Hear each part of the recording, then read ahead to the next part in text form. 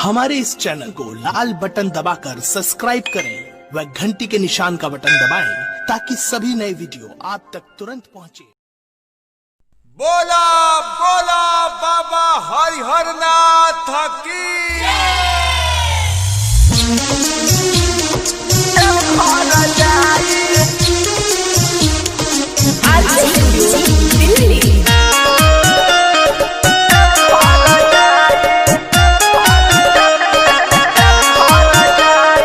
पूजा के सब सामान जुटाई नेहवा कावरल के घर जाई।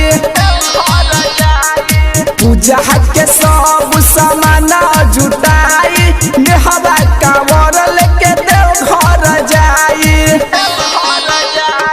सुल्तानगंज से भरी के जलवा, सुल्तानगंज से भरी के जलवा बाबा नगरिया पैदल जहाई। पूजा के सब सामान जुटाई नेहवा कावरल के घर जाई। पूजा के सब सामान जुटाई नेहवा कावरल के घर जाई।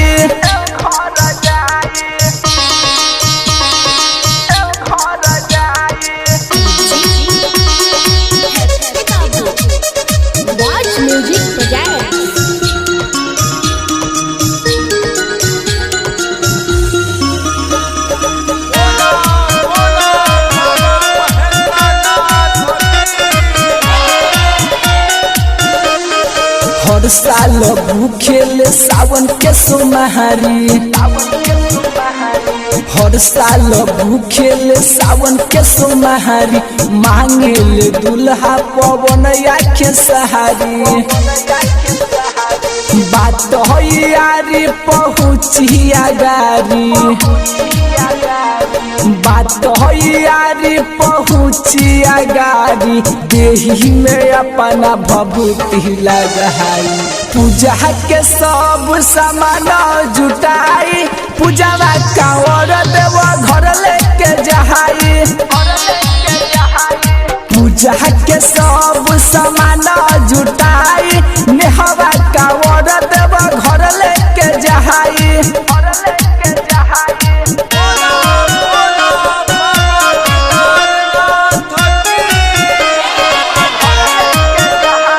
संदीप सागर बुलसन बनी है साथी, संदीप सागर बुलसन बनी है साथी जलवा चढ़े संगे पहिला ही रहती।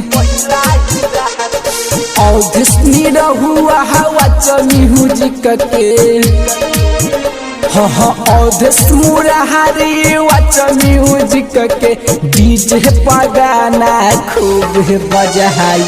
पूजा के सब सामान जुटाई पूजावा कांवर देव घर लेके जहाई।